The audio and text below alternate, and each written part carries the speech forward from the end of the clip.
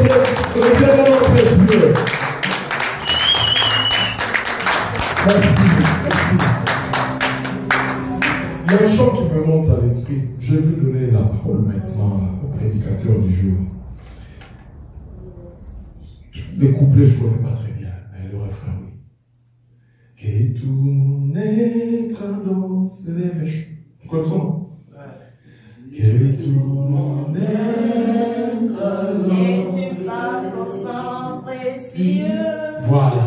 Enlève mon iniquité. Regardez-moi, je suis au monsieur. Dis-moi que tu m'as pas.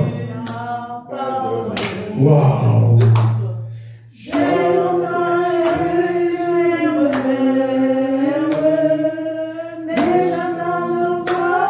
Qui m'appelle?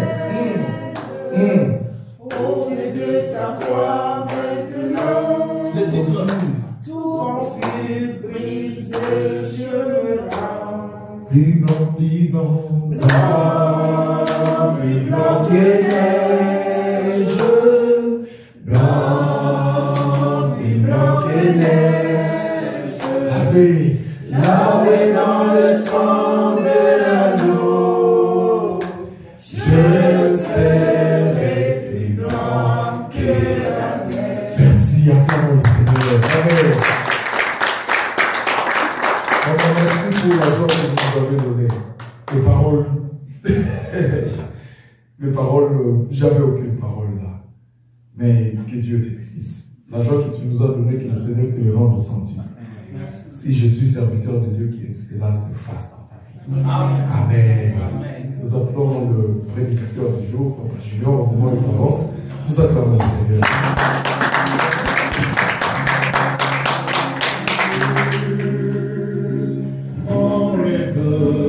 Alléluia.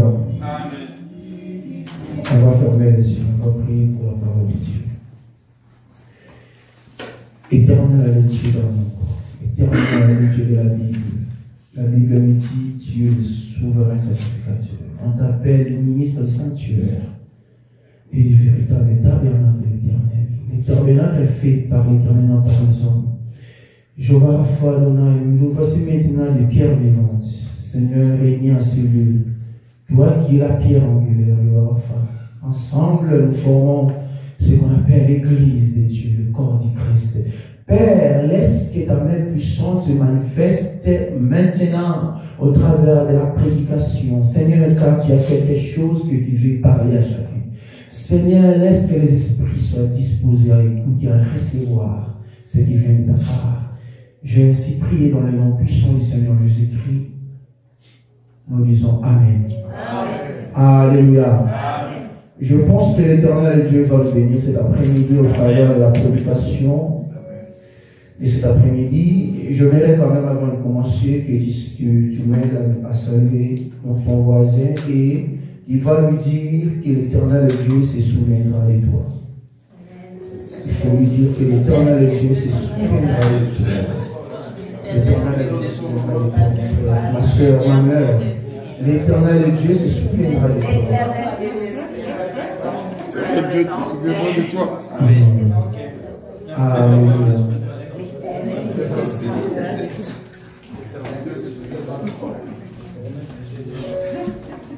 Frères et sœurs, bien-aimés dans le Seigneur, que l'Éternel Dieu vous bénisse. Alors cet après-midi, nous allons parler d'un thème très capital.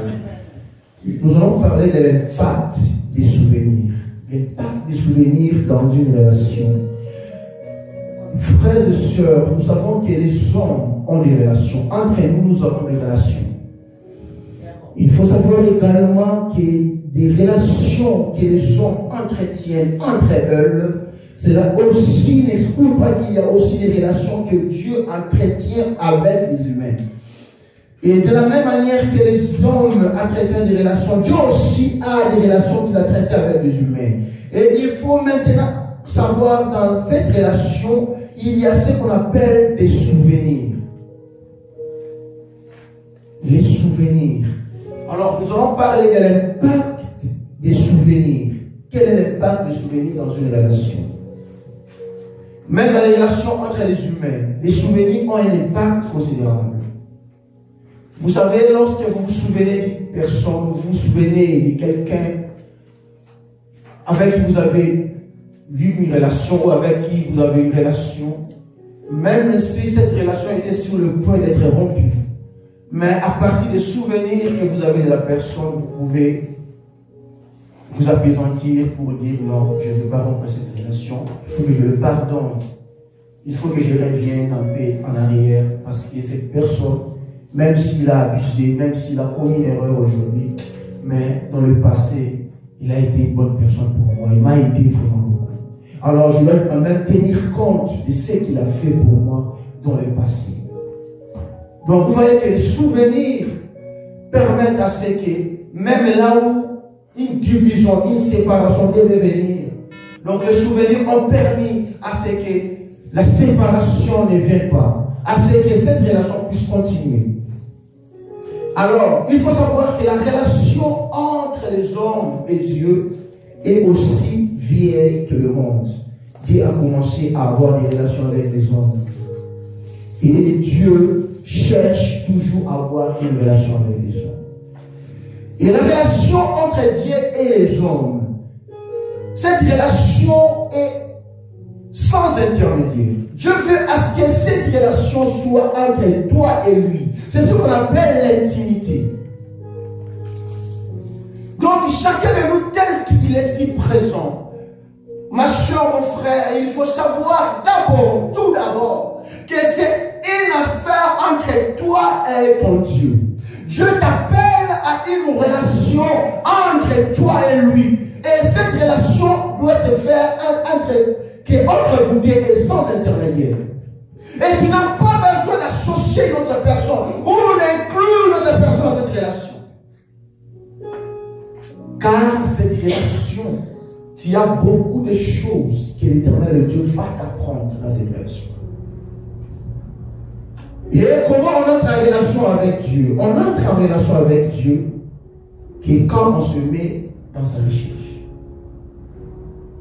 Quand l'homme entre dans la recherche de Dieu, quand l'homme va à la recherche de Dieu, c'est à ce moment que l'homme entre ou cherche la présence de Dieu pour entrer en relation avec Dieu. Et souvenez-vous du livre de Jérémie, où l'Éternel Dieu dit, vous me chercherez et vous me trouverez. Vous me chercherez, je me laisserai trouver à vous. Et l'Éternel Dieu impose une condition. Si vous me cherchez de tout votre cœur. Donc l'Éternel Dieu se manifeste. L'Éternel Dieu se fait voir lorsqu'on se met à sa recherche. Lorsqu'on manifeste ses désirs, on manifeste cette envie de rechercher Dieu dans sa vie. Il faut que cette envie soit manifeste. L'Éternel Dieu doit constater cette envie dans votre cœur. C'est pour cela que l'Éternel Dieu veut à ce que vous puissiez engager votre cœur dans sa recherche. Parce que quand vous le cherchez de tout votre cœur, c'est à ce moment-là que l'Éternel Dieu vient se manifester. Alors, aujourd'hui, avec des souvenirs, vous savez, dans la Bible, il y a beaucoup de passages où le mot souvenir a été employé. On parle de souvenirs. L'Éternel Dieu demande au peuple de se souvenir. L'Éternel Dieu se souvient des gens. Et il y a aussi des cas où les hommes demandent à Dieu de se souvenir d'eux. C'est le cas d'Ézéchias. Vous savez, quand le prophète Ésaïe est allé annoncer à Ézéchias qu'il devait mourir, Ézéchias, la Bible nous dit, il a tourné le visage dans le mur pour demander au Dieu de la Bible de pouvoir se souvenir de lui. Vous voyez que les souvenirs ont un impact considérable dans la relation entre Dieu et nous. Il y a un témoignage, un frère à Kinshasa, il avait fait ce témoignage. Il était un donateur dans une église.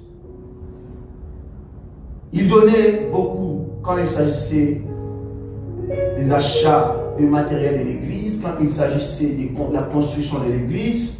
Ce frère ne manquait pas à mettre son argent. Et quand il était arrivé au moment où on devrait acheter des tôles pour pouvoir couvrir l'église, c'est toutes les tôles de l'église, c'est ses frères-là qui avaient acheté. Il avait acheté ces tôles. Et tout le monde à l'église était content. Parce qu'auparavant, ils avaient des difficultés. Quand le soleil était fort, ils avaient des difficultés de prier. Et quand il pleuvait, ils avaient des difficultés de prier. Parce qu'ils n'étaient pas sous l'abri ou quelque chose qui devait les couvrir. Alors, ce frère avait acheté des tôles. Maintenant, un jour, il était arrivé que ce frère avait connu un accident mortel. Et sous les commandes, on l'a cheminé à l'hôpital Yamamari Moutogo. Sous les commandes, le frère là a fait témoignage en disant il intercédait au fond de son cœur en demandant seulement une chose. Il disait, Éternel Dieu, souviens-toi des tôles que j'ai achetées.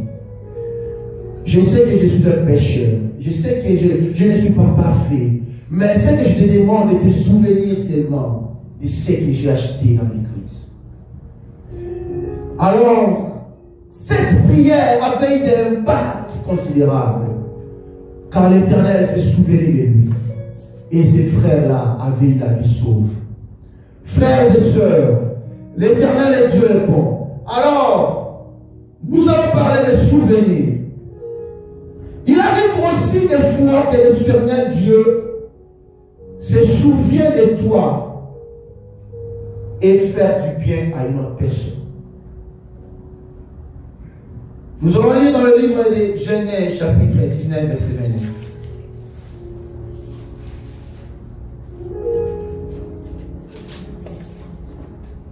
Genèse, chapitre 19, verset 29. La Bible dit, lorsque Dieu détruisit les villes de la plaine, il se souvint d'Abraham et il fit échapper Lot du milieu du désastre par lesquels il bouleversa les villes où Lot avait établi sa demeure. Alléluia. Lot avait établi sa demeure dans une ville qui était soumise à la destruction dans l'avenir. Vous vous souvenez que Lot était le neveu d'Abraham. Quand le frère d'Abraham était mort, il avait laissé un enfant qui s'appelait Lot. Et quand Dieu a appelé Lot pour sortir du pays de son père, et quand il a appelé Abraham pour sortir du pays de son père, et aller vivre là où Dieu devait le montrer, la Bible dit Abraham n'avait pas abandonné son neveu, l'enfant de son frère qui était mort. Abraham avait apporté son neveu avec lui. Il avait amené son neveu avec lui. Abraham avait de l'amour pour son neveu, pour son frère et pour son neveu. Et à un moment donné, en vivant ensemble, il y a eu des problèmes avec les travailleurs. Et Abraham et son neveu étaient obligés de se séparer. Et non de se diviser, mais de se séparer. Et l'autre était allé habiter de l'autre côté. Et là où l'autre était allé habiter, c'était dans une ville où les péchés avaient atteint donc un paroxysme. Un niveau là, je ne sais pas, un niveau là que l'Éternel Dieu ne pouvait plus s'en passer. Alors l'Éternel Dieu voulait maintenant détruire le ville de Sodome et Gomorrhe. Mais comme l'Éternel Dieu avait une relation avec Abraham, et vous savez qu'Abraham était ami de Dieu. Dieu avait une bonne relation avec Abraham. Dieu est allé chercher Abraham dans le pays de son père. Il a commencé une relation avec lui. Parce que Dieu avait un projet imminent. Un projet à pouvoir bâtir une nation sur terre au travers d'Abraham. Donc Abraham était en quelque sorte dans la vie de Dieu. Abraham avait une relation avec Dieu. Alors Dieu voulait détruire les villes de Sodome et Gomorrhe. Mais dans cette ville vivait un certain Lot qui était le neveu d'Abraham. Alors Dieu ne pouvait pas détruire cette ville sans pour autant faire sortir Lot. Et la Bible dit même quand Dieu était allé voir Lot et Abraham chez lui, il est passé par là, il a mangé, après avoir mangé. Il s'est dit lui-même, je ne vais pas cacher. C'est que je suis en train d'aller faire maintenant la Sodome et Gomorrhe. Je ne vais pas les cacher à mon ami. Je ne vais pas cacher, c'est là Abraham. Je dois lui faire savoir. L'Éternel Dieu a fait savoir à Abraham que je vais détruire les villes de Sodome et Gomorrhe. Et voilà, l'Éternel Dieu va sauver quelqu'un. Parce qu'il avait une relation avec son oncle. Bien aimé dans le Seigneur, être un enfant de Dieu, être en relation avec Dieu, ça peut sauver beaucoup de gens derrière toi. Être en relation avec Dieu, ça peut sauver les membres de ta famille. Et il y a aussi un passage biblique qui dit, si tu crois au Seigneur, tu seras sauvé, toi et toute ta famille. Vous comprenez? Donc l'Éternel Dieu peut se souvenir de toi. Parce qu'il a voulu sauver quelqu'un. Il dit non. Si l'autre meurt là-bas, c'est pas bon. L'autre était neveu Abraham. Abraham, c'est mon ami. Je ne peux pas le faire. Beaucoup de gens ont échappé à la mort. Beaucoup de gens ont échappé à la mort tout simplement parce que les femmes prient. C'est un homme qui mène une vie de désordre. C'est un homme qui n'aime pas aller à l'église. C'est un homme incrédule. Mais il a une femme qui est toujours dans la présence de l'Éternel. Et à cause de la prière ou des prières de cette femme, cet homme joue quand même de la grâce de Dieu. Dieu lui parle dans plusieurs accidents, dans plusieurs dangers qui lui arrivent. C'est pour cela, être un enfant de Dieu, c'est quelque chose de spécial. Être en bonne relation avec Dieu, c'est quelque chose de spécial. C'est quelque chose d'extraordinaire. Ce n'est pas tout le monde qui est en relation avec Dieu. Qu'on ne vous trompe pas. Dieu ne se souvient pas de tout le monde. Dieu ne se souvient que de ceux qui sont à sa recherche. Ça qu'on ne vous le trompe pas. Pour que Dieu se souvienne de toi, il faut être à sa recherche. Dans la recherche de l'Éternel, tu vas apprendre à connaître l'Éternel. Dans la recherche. Quand tu te mets dans la recherche de Dieu, tu apprendras peu à peu à connaître les bontés de l'Éternel. Quelqu'un qui est à la recherche de l'Éternel, il apprend du jour au jour. Bien aimé, le fait que nous venons tous les temps à l'église, tous les temps à l'église, une année, 2 ans, 3 ans, nous apprenons beaucoup. Nous apprenons beaucoup de Dieu. En écoutant la parole de Dieu, nous apprenons beaucoup de Dieu. C'est pour cela que l'Éternel Dieu veut c'est que les hommes demeurent ensemble. Il dit, je souhaite que vous demeurez ensemble. Ensemble, vous écoutez la parole. Ensemble, vous m'adorez. Ensemble, vous me louez. Ensemble, vous me glorifiez ensemble. Ensemble, vous apprenez les choses. Ensemble. Ensemble, vous apprenez à me connaître. L'Éternel se souvient des gens. Quand l'Éternel se souvient, cela ne veut pas dire qu'il avait oublié, non.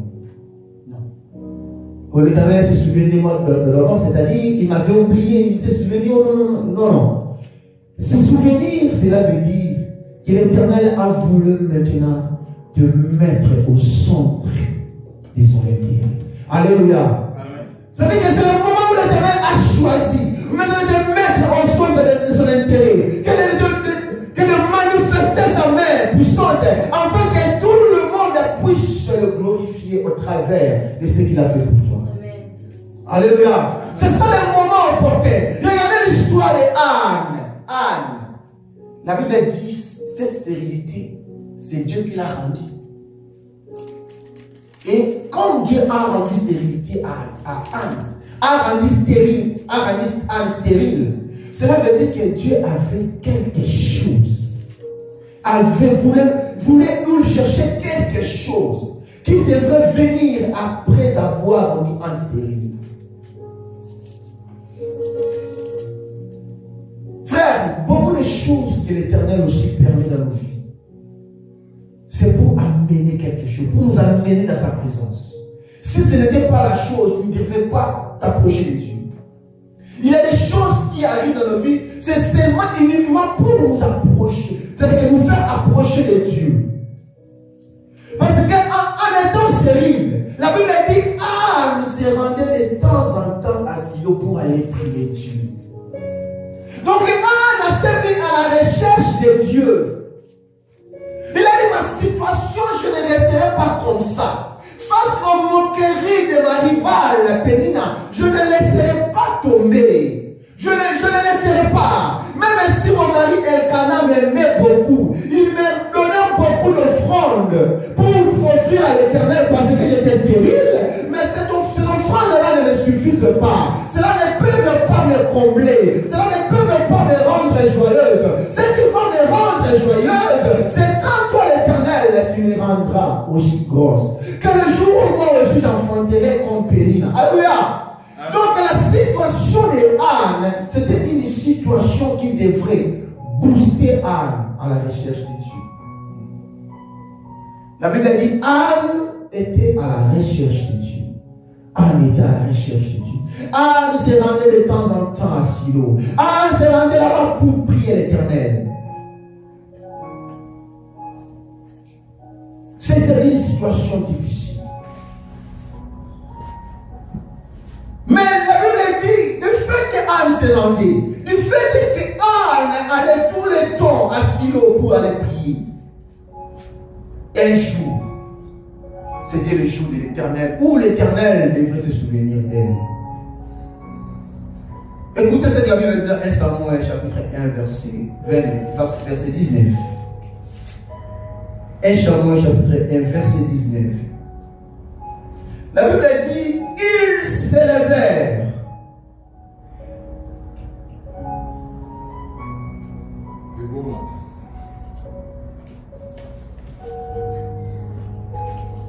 Ils s'élevèrent de bon matin. Et après s'être prosternés devant l'Éternel, ils s'en retournèrent et revinrent dans leur maison à Rama. Elkana connut Anne, sa femme, et l'Éternel se souvint d'elle. Alléluia. Amen.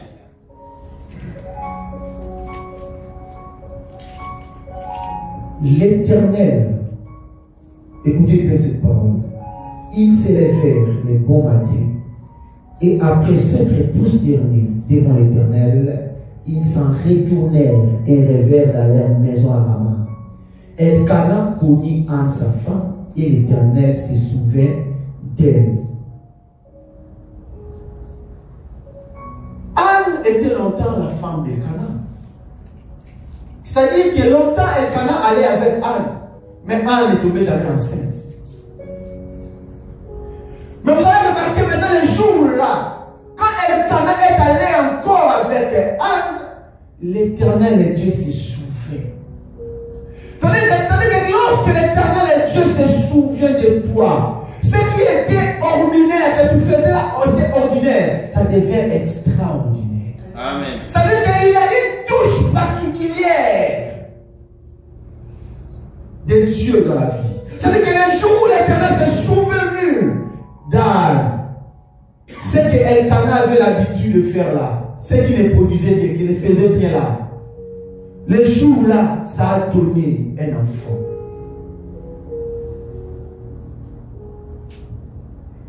L'Éternel Dieu s'est souvenu d'Anne. L'Éternel Dieu s'est souvenu le jour là. Et Anne a eu un enfant. Tel qu'elle avait demandé à Dieu. Frère, il y a des choses qui arrivent. Il y a des choses qui nous arrivent. L'Éternel Dieu le permet. Il le permet parce que l'Éternel Dieu, il veut que tu puisses entretenir une relation avec lui. C'est ce que nous devons comprendre. C'est pour cela, quand tu as un problème, ne t'agite pas. Un enfant de Dieu, c'est quelqu'un qui garde le silence. Quand on dit garder silence, cela ne veut pas dire que ne parlez pas. Non, non. Quand on dit garder silence, cela ne veut dire que ne panique pas. Alléluia. Ça veut dire ne paniquez pas. Parce que quand le peuple d'Israël voyait venir le pharaon avec le char, avec le militaire, ils avaient paniqué. Ils avaient commencé à crier. Ils ont pris la panique. Alors, c'est à ce moment-là que Moïse avait dit, gardez silence. Donc, cela veut dire qu'il ne faut jamais paniquer. Car l'Éternel Dieu est au contrôle de tout dans nos vies. Peu importe la situation, l'Éternel Dieu a toujours été. Donc, avant que quelque chose ne t'arrive, Dieu le savait déjà que ça va arriver. Donc, dès que toi tu as vu que c'est arrivé là, ne panique pas. Dis-toi seulement à Dieu, tu savais. Comme tu savais que tu as permis, tu sais pourquoi tu as permis ça. Parce que si tu n'avais pas voulu, tu n'allais pas permettre.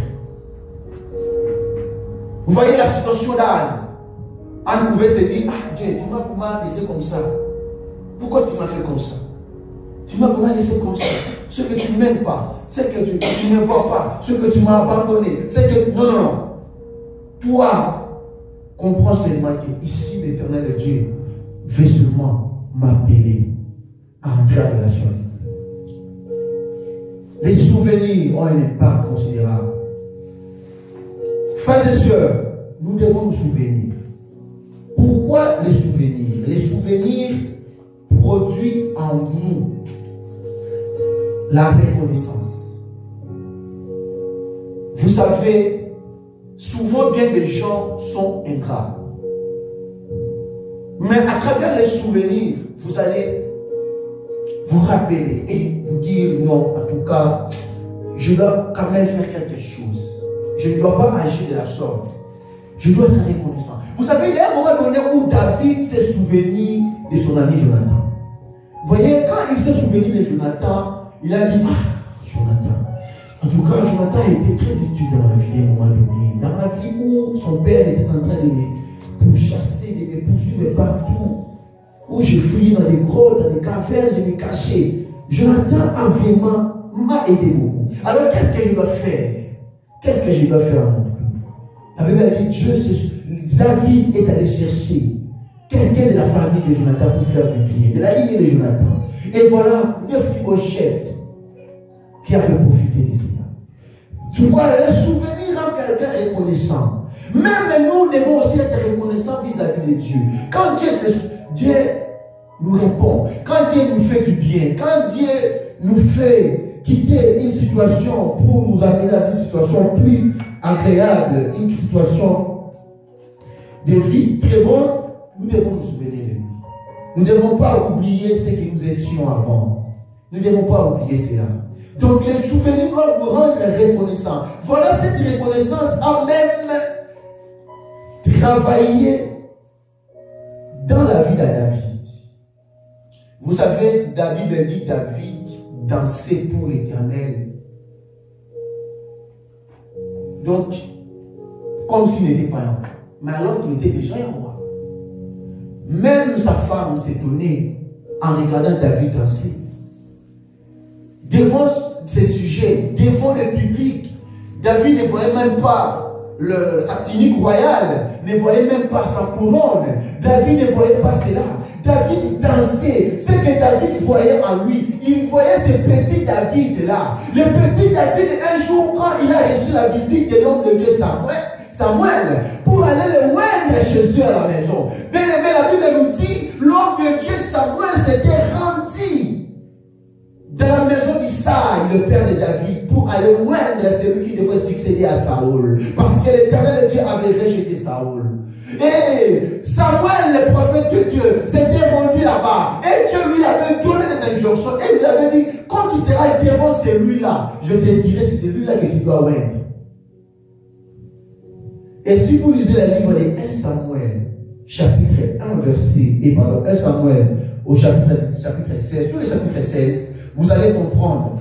Donc, ce qui s'était passé. Donc, quand Samuel est arrivé, il est arrivé chez Isaïe, il a dit à Isaïe, l'Éternel Dieu, je suis venu faire des sacrifices chez toi. Allons vers le guet. Amène tes enfants. Nous allons là. Ils arrivent là-bas, Isaïe place les enfants, ils ont commencé à faire des sacrifices. Et il appelle le premier enfant. Le premier fils d'Isaïe s'approche. Eliab s'approche. Il était costaud. Il avait la même posture que Saoul. Vous savez, Saoul était un castard. Il était un roi. Quand vous regardez Saoul, vous dites ça, celui-là c'était un roi. Il était un géant. Et Eliab était aussi de la même taille. Et quand Samuel a vu Eliab, il a dit, oh, ça doit être lui quand même. À l'instant même, l'Éternel a dit, non. Toi qui regardes les apparences, l'Éternel regarde les cœurs. Toi tu as regardé parce que tu as vu un costaud. Non, moi c'est pas lui.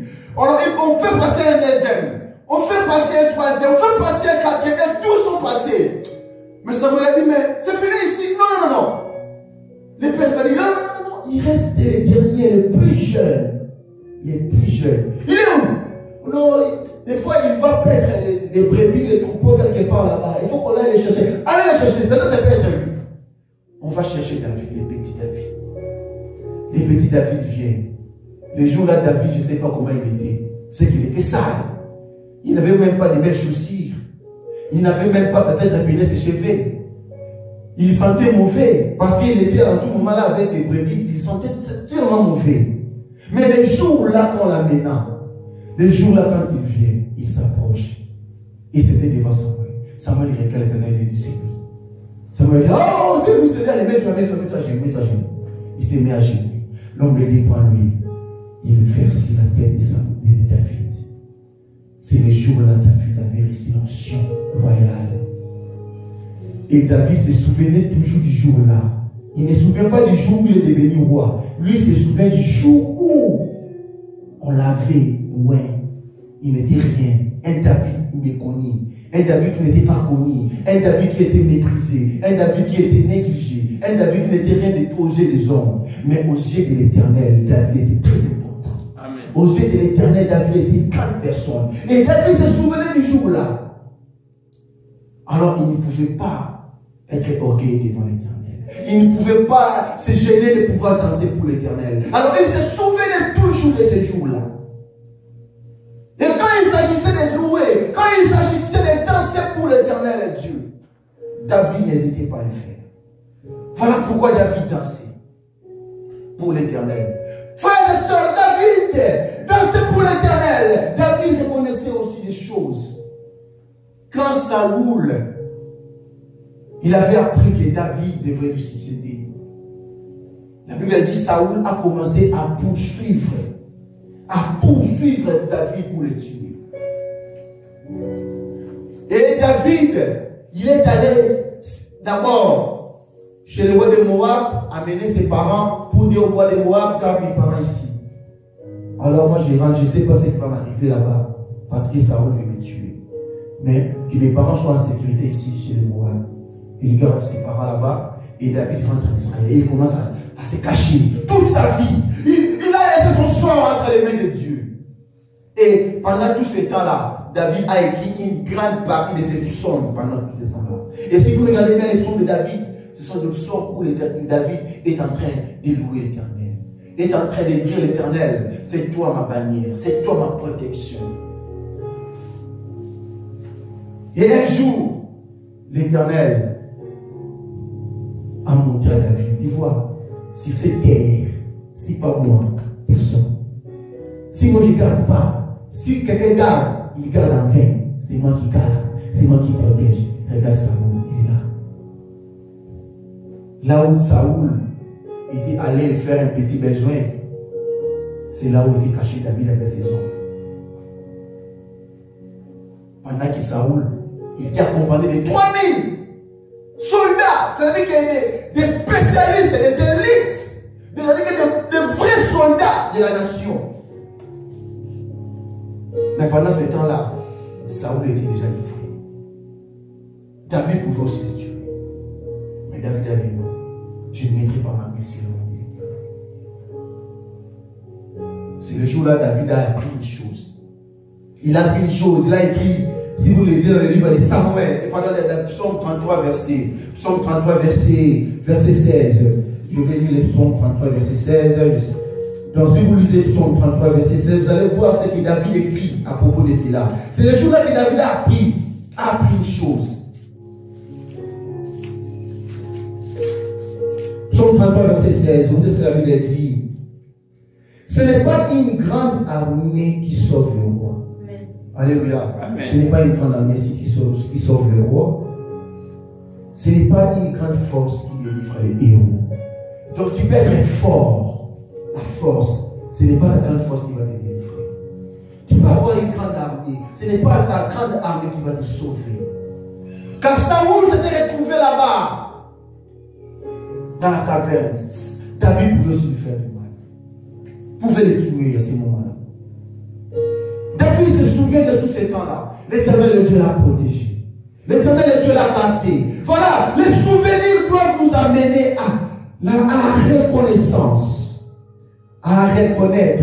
Et quand ça vous amène à la reconnaissance, quel que soit le niveau où vous allez atteindre dans la vie, que vous devenez millionnaire, que vous devenez milliardaire, vous restez toujours adorateur du Seigneur. Vous restez toujours enfant du Seigneur. Vous allez toujours à l'église. Vous servez toujours l'Éternel. Vous êtes toujours enfant de l'Éternel. Vous n'allez pas vous dire si je suis milliardaire et je ne vois plus besoin de Dieu. Comme le font beaucoup de gens. Venez aux États-Unis, ils ne veulent plus aller à l'église. Allez à l'église. Pourquoi? Pourquoi prier? Pourquoi servir Dieu? J'ai déjà tout. Je suis véhiculé, je travaille, mon travail et tout, j'ai de l'argent. Pourquoi aller à l'église? Parce que toi qui regardes aujourd'hui, ne regardez pas avant. Avant, tu étais qui? Tu étais comment? Comment? Regarde là où tu es venu. Souviens-toi. Moi, je me souviens. Auparavant, je n'avais rien. Je me souviens, j'avais des chaussures. Ces chaussures étaient justement trouées justement sur le semelle. Donc, pour porter ces chaussures, je devais mettre des cartons à l'intérieur. Je mets et je porte des chaussettes. Et quand je me promène là où il y a des pierres, il y a des histoires là, donc je fais attention, sinon ça va entrer. Vous comprenez? Donc, ce sont des moments où même si aujourd'hui je mets des belles chaussures, je ne vais pas oublier ces moments-là. Parce que pendant ces moments-là, j'allais à l'église comme ça. J'avais une veste qui était trop courte, donc qui ne me convenait pas normalement. Donc quand je portais donc ça, les manches ça finissait. C'était comme ça la veste là, une seule veste que j'avais. Et j'allais à l'église comme ça. Et je priais Dieu, alléluia, alléluia. Vous voyez, donc là où Dieu nous prend, quelque part. Donc il te prend, tu n'avais rien. Tu n'avais même pas quelque chose, un centime, même l'argent pour mettre le fond. Tu vas à l'église, je n'ai pas l'argent de fond, qu'est-ce que je vais faire moi? Donc vous comprenez, donc l'Éternel est Dieu merveilleux. Donc vous avez une fois de reconnaissance. La reconnaissance, donc les souvenirs nous amènent à la reconnaissance. Les souvenirs nous amènent à l'attachement à notre appel. À l'attachement. Donc, si nous allons les Deutéronome chapitre 15, verset 15. Deutéronome chapitre 15, verset 15.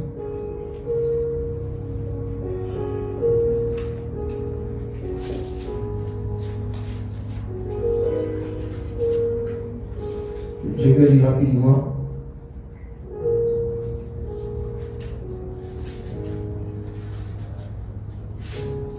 Deutéronome 15, verset 15. L'Éternel Dieu dit, tu te souviendras que tu as été esclave au pays d'Égypte et que l'Éternel, ton Dieu, t'a racheté. C'est pourquoi je te donne aujourd'hui ces commandements. Vous comprenez? L'Éternel Dieu a pris Israël en Égypte. Mais l'Éternel Dieu pouvait aussi le faire passer directement au Canaan. Non, il a dit non, je ne peux pas faire ça. Donc l'Éternel Dieu fait ceci. Il choisit le désert. Alors vous allez passer par le désert avant d'aller à Canaan. Vous comprenez? Donc le passage dans le désert n'est pas un simple passage. Le passage dans le désert, c'est un moment où l'Éternel Dieu veut apprendre. Donc c'est une école de Dieu.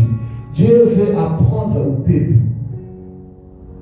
Il va apprendre au peuple ses lois. Il va apprendre au peuple ses ordonnances. Il va apprendre au peuple sa parole. Il va apprendre au peuple comment être un peuple fort. Parce que Dieu voulait bâtir un peuple solide. Donc pour bâtir un peuple solide, vous devez passer par le désert. Dans le désert, Israël a connu des guerres devant les nations. Il passait devant des portes des grands royaumes. Et pour passer, il faut faire la guerre. Si vous faites la guerre, vous vainquez et vous passez. Vous faites la guerre, vous vainquez, vous passez. Donc Israël a appris à faire des guerres dans le désert. Il est devenu fort solide. Et dans toutes ces guerres, Israël remportait des victoires grâce à l'Éternel. Donc les peuples doivent apprendre que dans les déserts, tu as gagné avec moi. Et quand tu arriveras, tu gagneras toujours avec moi. Donc tu ne dois pas m'abandonner. Si tu m'abandonnes, tu vas tomber. Donc quelqu'un déjà qui a connu des choses et a connu des victoires avec Dieu, comment il va abandonner Dieu là où il y aura encore d'autres combats? Je me demande, je me pose la question. Donc tu ne peux jamais m'abandonner parce que avec moi tu as réussi. C'est avec moi que tu as réussi. Donc tu réussiras encore avec moi dans le futur. Donc tu es obligé d'être attaché à moi. Donc à partir des souvenirs, voilà pourquoi il leur demandait toujours, souvenez-vous. N'oubliez pas, souvenez-vous. Et Dieu a même institué des fêtes. Parce qu'à chaque fois ils vont fêter, ils se souviennent. Ah, nous fêtons la Pâque, nous nous souvenons quand nous sommes dans le désert. Ah, ok. Donc vous n'allez pas oublier les passages là. Donc il faut se souvenir. Dieu a créé la mémoire pour que nous gardions les choses. Donc n'oublions pas. Donc souvenons-nous toujours des choses parce qu'elles sont très importantes. Donc les passages, les peuples passaient par là parce que l'Éternel Dieu a voulu à ce qu'ils se souviennent.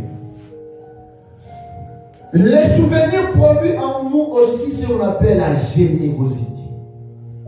L'Éternel Dieu dit au peuple dans Exode chapitre 23. Exode chapitre 23. Verset 9.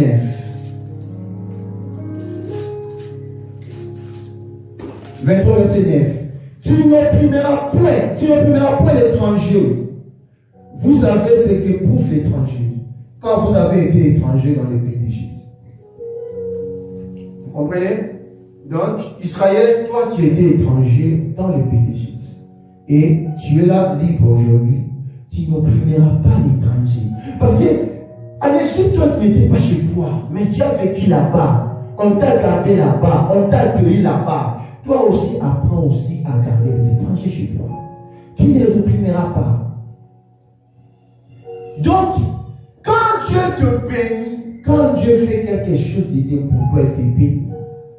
Ne vois pas les autres qui sont encore là où tu étais comme des vauriens. Non, tu viens aussi de là. Tu viens aussi en Afrique, tu n'avais rien. Tu demandais aussi aux gens. Et aujourd'hui, quand on te demande, ah, vous aussi, vous fatiguez en nous demandant comme ça. Mais toi aussi, tu demandes. Non, ne fais pas ça. Ne fais pas ça. Soyons généreux. Dieu va bénir aussi les autres. Fais du bien aux autres. N'oublie pas aussi que tu avais manqué. N'oublie pas. N'oublie pas que tu demandais aussi. Tu allais chez ton voisin là, ça ne peut pas me donner du savon, ça ne peut pas me donner ton brésil, je vais un peu préparer. N'oublie pas. Il faut te souvenir de ça. Donc Israël devait se souvenir qu'il était aussi esclave, qu'il était aussi étranger en Égypte. Donc il devait observer la générosité. Alors, le souvenir produit en nous l'humilité. Beaucoup de gens ne sont pas humbles devant l'Éternel. L'humilité. Comme je venais de le dire, sur l'affaire de David, David était devenu roi. Mais avant de devenir roi, il était d'abord un berger. Il gardait les troupeaux. Il vivait dans la brousse. Il passait tout son temps là-bas. C'était un petit enfant de rien du tout. Quelqu'un méconnu. Que les gens négligeaient. Que les gens ne savaient pas qu'un juge serait roi. alors ton élévation d'aujourd'hui, ta grandeur d'aujourd'hui ne doit pas être une occasion de chute pour toi. Mais pourtant, même si tu es aujourd'hui élevé, même si aujourd'hui tu as reçu une certaine grandeur, observe toujours l'humilité. Beaucoup de gens aujourd'hui ont des difficultés, même s'ils prêchent la parole, même s'ils sont pasteurs aujourd'hui. Et sur ce l'orgueil vient les embraser. Vous comprenez? Donc, ils marchent, ils vivent avec un orgueil, en tout cas, inexplicable. Mais que l'humilité nous quitte. L'humilité doit nous quitter. Doit nous faire voir toujours petit. Nous sommes petits et c'est seul le Dieu qui est grand. L'humilité, parce que nous devons ne pas oublier et nous devons toujours nous souvenir que ce que nous étions pas avant. Que l'Éternel Dieu nous bénisse. Amen. Je pense que nous allons nous lever, nous allons prier l'Éternel Dieu.